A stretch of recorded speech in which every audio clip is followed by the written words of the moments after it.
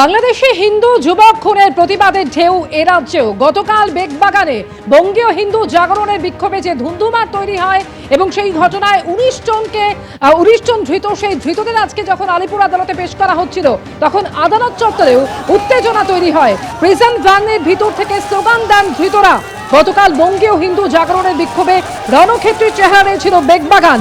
পুলিশের লাঠিচার্জে রক্তাক্ত হন কয়েকজন বিক্ষোভকারী এবং কয়েকজন পুলিশ কর্মীও আহত হয়েছিলেন। ঘটনা এখনো পর্যন্ত ১৯ জনকে গ্রেফতার করেছে কলকাতা পুলিশ।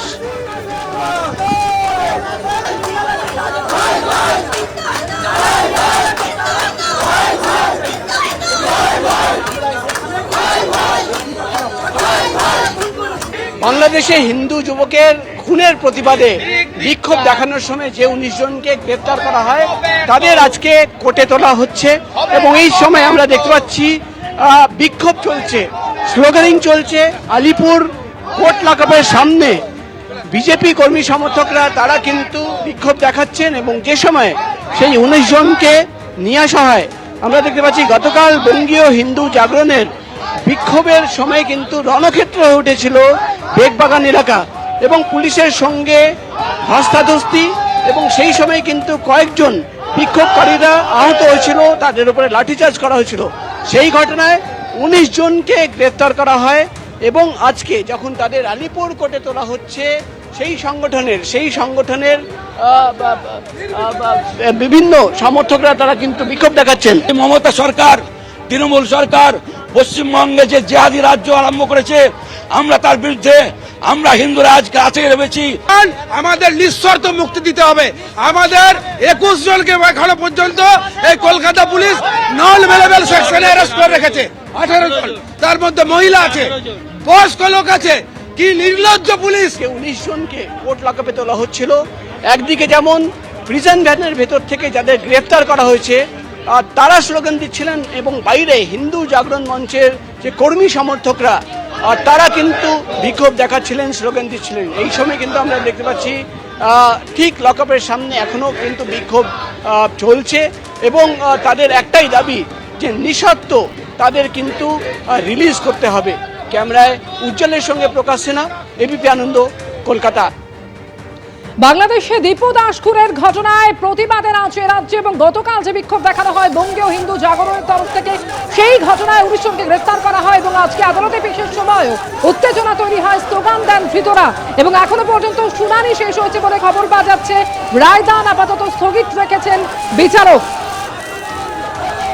ধৃত ১৯ জনকে আজকে আদালতে পেশ করা হলো এবং শুনানি ইতিমধ্যে শেষ হয়েছে, রায়দান স্থগিত রাখেন বিচারক।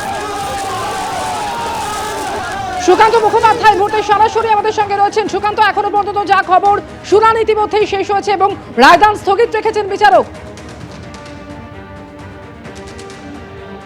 একেবারে দেখো, গতকালকে বাংলাদেশ হাই কমিশনের সামনে বিক্ষোভ দেখানোর ঘটনাতে যে ১৯ জনকে গ্রেপ্তার করা হয়েছিল, যার মধ্যে ১২ জন যারা পুরুষ বা যারা সদস্য ছিলেন এই বঙ্গীয় হিন্দু জাগরণ মঞ্চের তরফে যে বিক্ষোভ দেখানো হয়েছে তার মধ্যে ১২ জন ছিল মেল এবং বাকি ৭ জন ছিলেন ফিমেল অর্থাৎ মহিলা। এই ১৯ জনকে আজকে আলিপুর আদালতে তোলা হয় এবং কিছুক্ষণ আগেই এই যে চিফ জুডিশিয়াল ম্যাজিস্ট্রেটের যে ঘর রয়েছে সেই চিফ জুডিশিয়াল ম্যাজিস্ট্রেটের ঘরে সেখানে কিন্তু শুনানি হয়, যেখানে সরকারি আইনজীবী সৌরিন ঘোষালের তরফে যে যুক্তি দেওয়া হয় যে এই যে ১৯ জন যাদেরকে গ্রেপ্তার করা হয়েছে তাদেরকে ১৪ দিনের পুলিশ হেফাজত এবং মহিলা যারা রয়েছেন তাদেরকে ১৪ দিনের জেল হেফাজতের তিনি কিন্তু ডিমান্ড করেছেন বা তিনি আবেদন করেছেন। এবং মূলত যে যুক্তি যেটা দেওয়া হচ্ছে যে গতকালকে পুলিশ যখন এই জমায়েতকে তারা আটকানোর চেষ্টা করেছিল তারা কিন্তু পুলিশকে একেবারে মারধরের চেষ্টা করে এবং তারপরে ব্যারিকেড টপকে তারা কিন্তু কমিশনের ভেতরে যাওয়ার চেষ্টা করতো। যদি পুলিশ তাদেরকে না আটকাতো তাহলে সেক্ষেত্রে কিন্তু দেশের নাম বদনাম হতো, কারণ এটি দেশের মধ্যে বাংলাদেশের হাই কমিশন রয়েছে, সেখানে হামলার মতন একটা নক্কারজনক ঘটনা ঘটতো এবং সেই কারণে এই ১৯ জনকে গ্রেপ্তার করা হয়েছে এবং তাদেরকে কেন পুলিশি হেফাজত চাওয়া হচ্ছে, সরকারি আইনজীবীদের যুক্তি যে এদেরকে জিজ্ঞাসাবাদ করে আরও যারা এই গোটা ঘটনার সাথে যুক্ত রয়েছেন তাদেরকে গ্রেপ্তার করা অত্যন্ত প্রয়োজন। অন্যদিকে যারা অভিযুক্তদের হয়ে আইনজীবী যারা ছিলেন তাদের বক্তব্য হচ্ছে যে এই ১৯ জনের কোনো রকম তাদের যে জমায়েত ছিল সেটা কিন্তু একবার শান্তিপূর্ণ ছিল, তারা কোনো রকমভাবে হামলা করেননি এবং এই ১৯ জনের বিরুদ্ধে অ্যাটেম্প টু মার্ডার অর্থাৎ খুনের চেষ্টা সহ সরকারি সম্পত্তি নষ্ট সহ একাধিক অভিযোগ কিন্তু করা হয়েছে। দুপক্ষের বক্তব্য শোনার পরে আপাতত রায়দান স্থগিত রাখা হয়েছে। কিছুক্ষণের মধ্যে দুপক্ষের বক্তব্য শোনার পর রায়দান স্থগিত রেখেছেন বিচারক এবং আপনাদের জানিয়ে রাখবো ১৯ জনকে আদালতে পেশ করা হয়, যার শুনানি ইতিমধ্যে শেষ হচ্ছে, রায়দান স্থগিত রেখেছেন বিচারক। চেষ্টা করব আপনার যাতে এদের অফিসিয়ালি বেল হয়, আটকানোর তো কোনো জাস্টিফিকেশন নেই।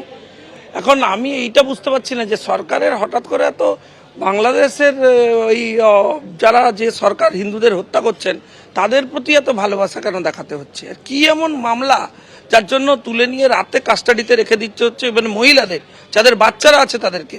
তাটা ইনি অন্য কারোর ব্যাপারে দেখাতে পারেন না। যত রাগ এনার হিন্দুদের উপরে, টার্গেট করো সরাসরি হিন্দুদের। সাধুদের কালকে পিটিয়েছে, তারা হসপিটালে ভর্তি, যা করো 5-7 জন এমন কন্ডিশনে আছেন তাদের হসপিটাল ছাড়ছে না। যে এই পরিস্থিতি তো আর 4 মাস পর থাকবেন, আপনি মুখ্যমন্ত্রী থাকবেন না, উত্তর দিতে হবে এসবের। গতকাল বেগবাগানে যে পরিস্থিতি তৈরি হয় তা নিয়ে আক্রমণ শানিয়েছেন বিজেপি মুখপাত্র প্রদীপ ভান্ডারী।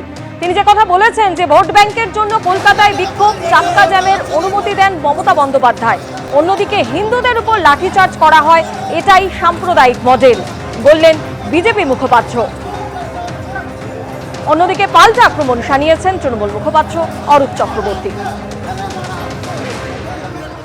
आज पश्चिम बंगाल में मां, माटी, मनुष्य तीनों में एक भयंकर गुस्सा है, क्योंकि जहां एक तरफ अपने वोट बैंक को ममता बनर्जी कलकत्ता में सड़कों पर प्रोटेस्ट करने का अधिकार देती है, चक्का जाम करने का अधिकार देती है, वहीं दूसरी तरफ हमारे हिंदू भाई पर, हमारे साधु संतों के ऊपर लाठी चार्ज होता है। ये विडंबना नहीं, ये सबसे बड़ा कम्युनल मॉडल है जो देश में सिर्फ इकलौते राज्य जहां पे ये प्रैक्टिस हो रहा है उसका नाम है पश्चिम बंगाल। क्योंकि ममता बनर्जी की सरकार, कट्टरपंथियों को उन्होंने अपनी सरकार को आउटसोर्स कर दिया है।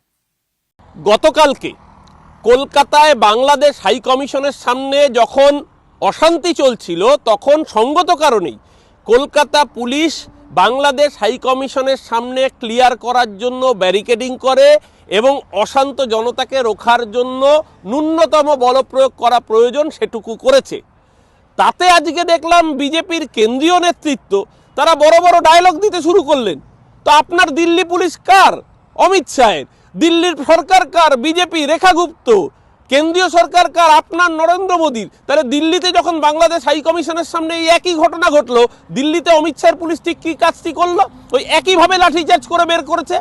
কারণ মাথায় রাখতে হবে হাই কমিশন, এমবাসি এগুলো আন্তঃরাষ্ট্রীয় সম্পর্কের সাথে জড়িত। আজকে বাংলাদেশ দূতাবাসের মধ্যে যদি কোনো অশান্তির আগুন হয় তাহলে তার জন্য মুখ পূর্বে ভারত সরকারের। এই সস্তার রাজনীতি করতে চাওয়া বিজেপি নেতারা না বোঝেন আন্তঃরাষ্ট্রীয় সম্পর্ক, না বোঝেন কূটনৈতিক দৌত্য, না রাখতে পারেন ভারতের সম্মান। এবিপি আনন্দ, এগিয়ে থাকে, এগিয়ে রাখে।